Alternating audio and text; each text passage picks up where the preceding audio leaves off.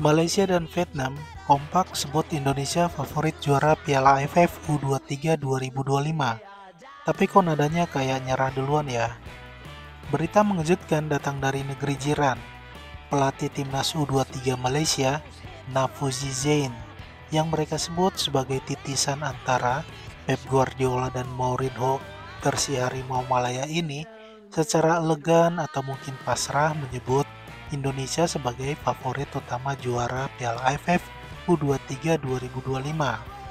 Katanya sih karena faktor tuan rumah dan supporter fanatik di Gelora Bung Karno.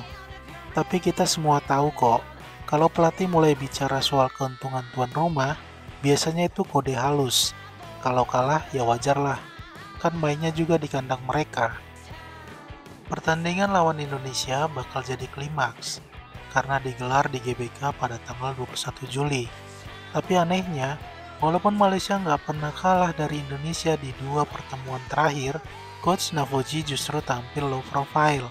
Mirip banget gaya orang yang udah pasrah, tapi tetap mencoba terlihat optimis. Sementara itu dari kubu Indonesia, Coach Gerard Van Berg justru ogah jemawa. Disanjung sebagai favorit, ia cuma angkat alis dan bilang, setiap pertandingan beda, jadi kita harus tetap fokus. Bahasa halusnya seperti ini, jangan bikin saya lengah karena pujian kalian. Mantap nggak tuh? Van Berg bahkan lebih percaya pada kerja keras ketimbang prediksi manis. Kalau nggak siap, ya pulang aja. Kira-kira begitu pesan moralnya. Sementara Malaysia masih sibuk uji coba lawan Melaka dan Negeri Sembilan.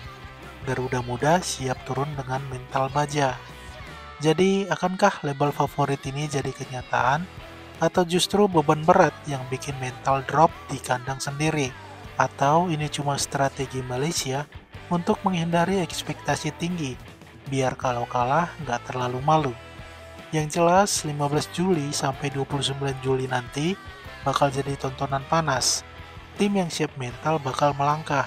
Yang cuma andalkan kata-kata manis, ya siap-siap jadi headline berita panas. Lopetegui was-was Indonesia jadi ancaman di kualifikasi round 4 kualifikasi Piala Dunia 2026 zona Asia. Julen Lopetegui, mantan pelatih bintang Real Madrid dan Spanyol, kini memimpin timnas Qatar dengan satu misi ambisius, ingin membawa timnas Qatar lolos ke Piala Dunia 2026 via jalur kualifikasi.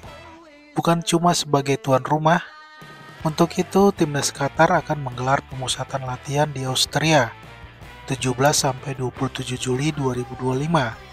Bukan cuma liburan, tapi pembuktian kesiapan tim. Pemusatan latihan ini bukan sekedar ajang pencitraan infrastruktur mewah. Ini upaya mereka untuk menyulap chemistry menjadi taktik jitu buat mencapai tujuan besar mereka di putaran keempat kualifikasi Piala Dunia. Inilah tanda bahwa Qatar memilih serius dalam lanjutan round 4 kualifikasi Piala Dunia zona Asia. Undian menempatkan Qatar berada di pot 1, tetapi kemungkinan terbesar adalah menghadapi pot ketiga, salah satunya Indonesia. Itu bukan sekedar statistik undian, tapi potensi benturan serius antara kekuatan mapan dalam segi materi dan ambisi timnas yang sedang berkembang pesat. Lopetegui tak melupakan kisah pahitnya di Real Madrid. 14 pertandingan dengan 6 menang dan 6 kalah, lalu dicopot dari kursi kepelatihan karena inkonsistensi. Kini di Qatar, ia menegaskan, mental adalah kunci. Kerapuhan prestasi bukanlah pilihan. Ini bukan tempat untuk drama pelatih. Sementara itu, Indonesia tampil menggigit. Jika lini depan dan pertahanan diperkaya opsi tambahan baru lewat naturalisasi, seperti kemungkinan kedatangan Mauro Zylstra, Pascal Struijk, Emiliano Jonathan, dan lainnya. Ini bukan cuma cerita viral, tapi langkah strategis jangka panjang. Bagaimana menurut kalian guys? Apakah Qatar akan tetap unggul? Atau justru Indonesia siap ambil kejutan? Fix, timnas Indonesia pastikan uji coba lawan Kuwait dan Lebanon di Surabaya. Ketua Umum PSSI Erick Thohir akhirnya mengkonfirmasi Timnas Indonesia akan menjalani 2 laga uji coba melawan Kuwait dan Lebanon pada FIFA Matchday September 2025 di Surabaya. Ini bukan sekedar pemanasan, tapi langkah strategis jelang babak keempat kualifikasi Piala Dunia 2026 zona Asia.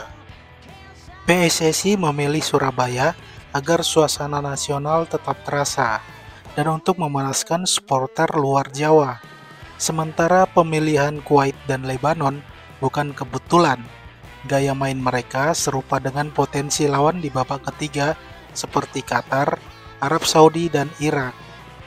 Erick Thohir mengatakan ini murni strategi jangka panjang, bukan strategi formalitas uji coba. Lawan-lawan ini dijajal untuk memberi tim adaptasi mental secara taktik menghadapi level yang berbeda, latihan dalam kondisi mirip tantangan nyata. Lebanon dan Kuwait bahkan sudah merespon undangan PSSI, sementara Malaysia sempat diajak, tapi belum bisa confirm. Kalau mereka ikut, ini bisa jadi 3 laga kualitas lawan, gabungan gaya Asia Barat dan tantangan regional.